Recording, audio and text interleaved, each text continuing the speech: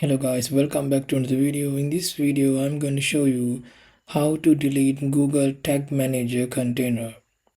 Okay, let's go to the video. Here I have already logged into my Google Tag Manager account. First you need to make sure you have logged into correct container.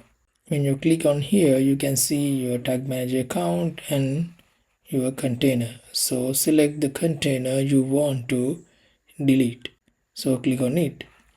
Okay, now you can see this window. Then click on admin. You can see it right here. And then when you come here, you can see here account and container. Then click on container settings right here. Then when you come here, you can see here three dots on the top right side. It is more option. Click on it. Then you can see delete button. Click on delete. Then as you can see here, it is asking, are you sure want to delete container? And this container will be moved to trash can and it will be removed after 30 days permanently. So if you really want to delete it, again click on delete. Okay, now container has been deleted successfully.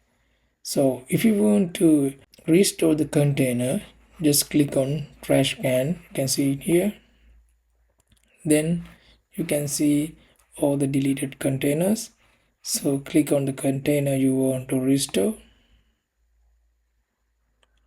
Then you can see here restore button here. Click on restore.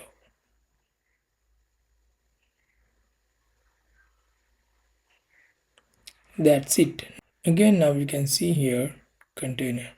That's it. Hope you guys enjoyed the video. Thumbs up, comment below and hit the subscribe button.